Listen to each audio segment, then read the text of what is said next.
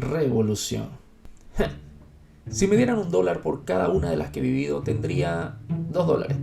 Lo cual no es mucho, pero sorprende que me haya pasado 2 veces. Hoy en día, el cliché del revolucionario es putear al capitalismo y quemar algún carro en la vía pública. Pero, ¿es solo eso? ¿Realmente la revolución es la solución mágica a nuestros problemas? Spoiler, no. Lo mágico no existe. Y lo supe a los 11 cuando no me llegó mi carta de Hogwarts. Aunque también porque aquello que llamamos historia es una confluencia de una cantidad increíble de factores imposibles de contar y controlar. A la vez que nosotros como personas, como humanos, parecemos simples espectadores, cuando en realidad también somos protagonistas. Nos han dicho muchas cosas de nuestro pasado, haciendo que incluso terminemos glorificando espectaculares matanzas, o peor, espectaculares matanzas que no sirvieron de nada. En fin, se viene trilogía. Hoy te contaré cómo algunas de esas grandes revoluciones no fueron ni tan grandes ni tan revoluciones. Vamos allá.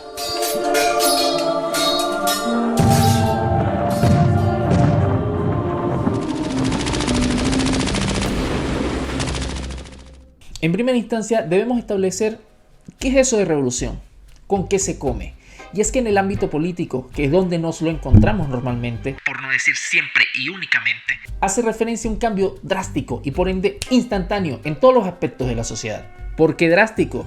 Bueno, porque normalmente cuando la gente llega a niveles profundos de descontento, de infelicidad, es fácil que atribuyan todos sus males a la forma en que está organizada la sociedad, o, en términos más acotados, a quienes los gobiernan. Y la solución fácil, bueno, ni tan fácil, es derrumbar todo y buscar construir un nuevo orden, mejor que el anterior, lo más rápido posible, porque orden debe haber, alguno, el que sea.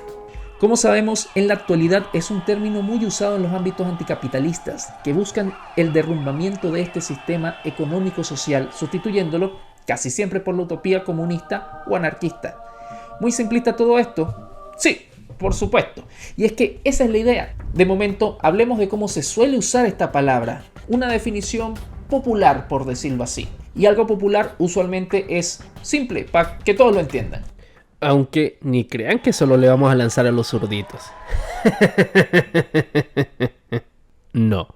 Pero no nos adelantemos. Continuemos. Revolución es un término poderoso, históricamente hablando, incluso en eventos anteriores a las revoluciones anticapitalistas de las que les contaba, que prácticamente acapararon su uso en el último par de siglos. Por eso nos encontramos con la grandilocuente Revolución Francesa o las revoluciones latinoamericanas a finales de los 1700 y comienzos de los 1800. Un poco más atrás vemos a la Revolución estadounidense y más atrás todavía a la Revolución inglesa. Pero ojo, también es un concepto que se extiende a otros campos además del político. En ese sentido tenemos la revolución o las revoluciones industriales con la máquina de vapor, las telecomunicaciones y todo eso. Incluso más atrás en el tiempo, nos encontramos con la revolución neolítica, de cuando el ser humano pasó de andar por ahí del tumbo al tambo, viendo qué mata se comía o qué animal cazaba, para empezar a sembrar, vivir en casitas y esas cosas. Todas las mencionadas, tanto las políticas como las de carácter más económico-social, abogan o se suelen definir por lo mismo, un cambio brusco, completo de todo lo existente, porque lo que está ya no sirve. Quédense con esos dos elementos, rapidez, totalidad. Pero, ¿de verdad fue así? Veámoslo. Comencemos con la revolución. La révolution. Ajá, toma la Bastilla, fuck la monarquía, la guillotina, cabezas cortadas y de repente ¡pum! Emperador. ¿Cómo así? ¿No es que comenzó para acabar con la monarquía y terminan con un emperador? No.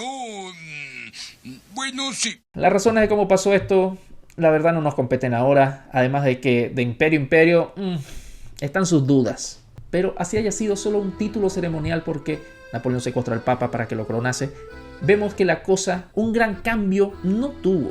El aparente cambio político que se dio con la sustitución de los monarcas por los revolucionarios no cambió inmediatamente las estructuras subyacentes del ordenamiento de la sociedad y de cómo el poder se ejercía, sin mencionar que se dio una fuerte resistencia por parte de las demás monarquías europeas que no querían contagiarse de la revolución y que sus cabezas terminaran rodando, literalmente. Es decir, la estructura precedente se mantuvo en lo general y muestra de ello puede ser la búsqueda de congraciarse como emperador del Pananapo, pero lo más importante es que derrotado este, vuelve la monarquía, ahora sí con todas sus letras, y hasta de la misma familia. Es decir, en vez de dar un giro de 180 grados, se pasaron y dieron uno de 360 y quedaron donde mismo. Ajá, ¿y los gringos? America! Woo! Bueno, ellos iniciaron un proceso de independencia contra los británicos de manera un tanto convencional, la verdad. Sí, muchos de sus ideólogos tenían fuertes tendencias ilustradas, la libertad, la igualdad y esas cosas, pero, a ver, pasaría un siglo más antes de que, por ejemplo, abolieran por completo la esclavitud. Así que un cambio total en mentalidad y en estructura no hubo. Y es que en el ámbito productivo, la economía siguió basándose casi en las mismas estructuras agrarias y comerciales, sin mencionar que los nuevos mandamases venían de la que era la clase colonial ya dominante, tomando finalmente el poder que le faltaba, el político institucional. Pero bueno, por lo menos perduraron en el tiempo con su nueva forma de gobierno, aunque necesitaron precisamente tiempo para que se asentara, lo que derrumba el argumento de cambio rápido. Entonces, si fue un cambio normalito al inicio y su verdadero desarrollo fue gradual con el tiempo, ¿realmente podemos hablar de revolución? Acuérdense, rapidez y totalidad. Juzguen ustedes. Hay que decirlo, algo muy parecido fue lo que sucedería con las revoluciones latinoamericanas, con la pequeña diferencia de que nosotros no terminamos siendo potencia mundial. En fin, sigamos más hacia atrás. Los ingleses por lo menos fueron unos adelantados en esto de hacer revoluciones, e incluso un siglo antes que todos los demás, aunque nuevamente existen dudas sobre lo revolucionario que realmente fue, obviamente, o si no, no estuviera en este video. Por supuesto que hubo sus matanzas, desórdenes, algo típico de estas cosas, y le terminaron quitando mucho poder al monarca, pero a decir verdad, los isleños ya tenían una larga tradición de llevarle la contraria a su rey. La delimitación del poder monárquico puede rastrearse por lo menos hasta el siglo XIII. Y por supuesto que cuando se firma algo es que ya lleva rato cocinándose. Por razones como esta es que la concepción de este proceso como una revolución deja sus dudas, sin mencionar que serían autores posteriores a estos eventos los que hablarían de revolución, lo que, como veremos, se volverá una constante en varios de los casos que les traigo. Se entiende como el puntapié inicial, al ser el primer cambio producido por las ideas de los grandes pensadores modernos, o al menos eso se cree, pero en el mejor de los casos fue un punto de inflexión cuyo desarrollo se vio con el tiempo. Nuevamente, se mantuvo buena parte de lo que ya estaba y si acaso sucedió un cambio gradual con el tiempo, todo lo contrario a algo revolucionario según lo que hemos venido hablando. Ahora, salgamos de lo político, aunque no de las Islas Británicas, porque allí fue que comenzó y se expandió al resto del mundo la llamada industrialización, a la que por motivos obvios llamaremos revolución industrial para así meternos con ella. Este fue el proceso en que la humanidad pasó de estar puro sembrando a empezar a producir máquinas que hacían todo solitas. Nuevamente, al menos eso es lo que muchos entienden de este proceso. Lo cierto del caso es que nos encontramos con los mismos problemas. La totalidad del cambio no sucedió, al menos no inmediatamente, ni siquiera en unos años, ni siquiera en décadas.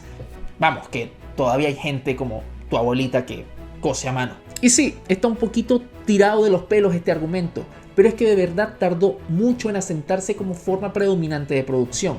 En parte porque las nuevas tecnologías tardan en llegar a las distintas partes del mundo y no todos tienen para costear las nuevas máquinas y siguen produciendo con los antiguos métodos. Pero también porque estos antiguos métodos al inicio producían casi que con la misma eficiencia que los recién llegados. En su momento las máquinas de vapor de Newcomen, incluso la de Watts, no significaron un gran cambio inmediato. Su productividad no era muy superior a la de, por ejemplo, el molino de agua, que llevaba siglos perfeccionándose y produciendo de manera casi automática. Y es que esa es otra. Existe la idea de una explosión en la productividad porque las máquinas ahora hacían todo solitas y antes la gente solo producía lo que se ponía y lo que consumían ellos mismos. Pero los talleres de artesanos ya tenían avanzadas cadenas de producción que les hacía colocar productos en el mercado internacional. El comercio mundial llevaba siglos desarrollándose después de las barreras políticas y tecnológicas presentes durante la época feudal. Época que no es ni por asomo tan oscura y decadente como nos la pintan. Aunque eso ya merece un análisis aparte. También hay que destacar que el auge de esta época feudal fue alrededor de los siglos XI y XIII. La gente no pasó de estar puro sembrando a de repente trabajar en máquinas y comerciar a lo largo del globo gracias a que las máquinas empezaron a hacer todo solas, sino que ya se venía desplegando desde hace siglos el aumento de la productividad de los campos con la consecuente liberación de mano de obra, aprovechaban talleres artesanos que hacían productos para un mercado mundial, incluso con instrumentos que no dependían de la fuerza humana. Las máquinas modernas solo se unieron a unas que ya estaban, y con el tiempo, gracias eso sí al potencial de mejoramiento que tenían, aumentaron la productividad en general. Otra vez, cambio gradual a través del tiempo, si acaso con pequeños saltos entre medio. Porque esa es otra. Desde esa primera revolución industrial, algunos hablan de una segunda, tercera, cuarta, quinta y bueno. Tú me dirás. Y si observamos los años de cada una de estas revoluciones, se superponen unas a otras. Entonces, ¿una revolución continua sigue siendo revolución? ¿No hay ningún cambio duradero? ¿O no será que el desarrollo histórico humano es acumulativo con pequeños procesos que van dándose bajo superficie hasta que emergen en momentos claves, pero que no cambian drásticamente lo que ya estaba porque hace rato que estaban presentes, solo que pasaron de ser actores secundarios a ser protagonistas? Por último, saltemos bien atrás. La revolución neolítica, porque obviamente si sería una revolución cuando pasamos de sembrar a trabajar con máquinas, es porque anterior a eso había sido una revolución cuando comenzamos a sembrar alimento y criar nuestros propios animales para consumo, ¿no? El caso es que las técnicas de sembrado tardarían, no siglos, sino milenios en llegar a estar presentes en todo el mundo. Y mientras llegaban, obviamente la gente tenía que seguir comiendo. Y obviamente lo conseguían cazando animales salvajes, recolectando frutos, esas cosas. Sin mencionar que en muchos lugares se dio de manera independiente, es decir, no se copiaron, sino que solitos descubrieron cómo sembrar. También el proceso no fue de la misma manera en todos lados. A veces sí, las nuevas plantaciones motivaron el asentamiento en casitas alrededor de las mismas, pero ya se vivían en casas cuando se comenzó a desarrollar la agricultura. Y por supuesto hubo algo intermedio, como lo fue una especie de nomadismo intermitente o cíclico, es decir, cuando las poblaciones se daban cuenta que en ciertos lugares era más fácil conseguir recursos según la época del año, entonces iban cambiándose según las estaciones a lugares que ya tenían fichados. Podemos ver que aquí sí que se diluyen mucho más los argumentos revolucionarios, pero surgen características interesantes. Nos vamos dando cuenta que mientras más atrás en el tiempo el supuesto cambio drástico se puede dar más espaciado en el tiempo, porque ya no hablamos de décadas o siglos que tardó en imponerse lo nuevo, lo revolucionario, sino derechamente de milenios. Aún en la actualidad hay tribus que siguen sin dominar los metales y continúan dependiendo de la recolección y la caza, lo que nos deja dos profundas reflexiones. Primero, la connotación de revolución depende del observador, es decir, de quien escribe historia. Por eso mientras más atrás en el pasado dilatamos el tiempo necesario para que algo sea revolución, ya que tenemos más para observar y ver los cambios e influencias que generaron.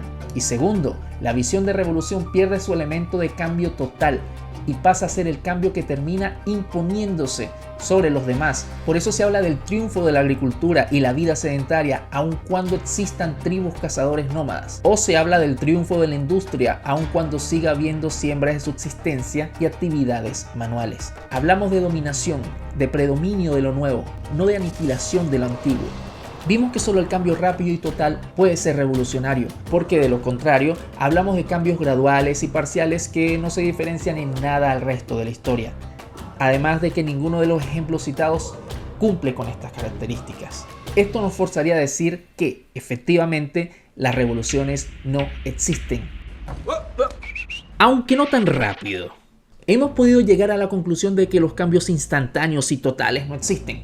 Pero no podemos ignorar el hecho de que los cambios graduales y parciales típicos de nuestra historia a veces sufren aceleraciones y desaceleraciones. Sin mencionar que no se mueven solo en dos dimensiones, es decir, no son lineales, no solo se va hacia adelante o hacia atrás.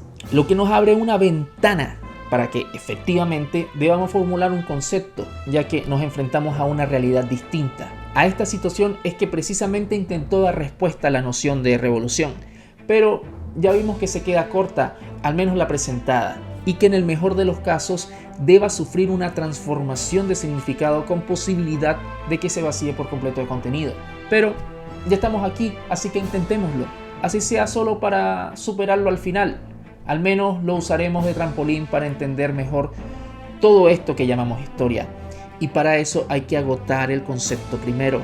ya que la definición superficial dada al comienzo está bastante lejos de hacerlo.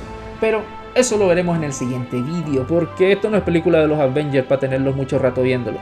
Ya saben, síganme para que puedan ver la continuación de todo esto, denle manito arriba si les gustó, además de que eso ayuda muchísimo. Ya saben, por eso del algoritmo y esas cosas. Cuídense y nos vemos la próxima. Bye.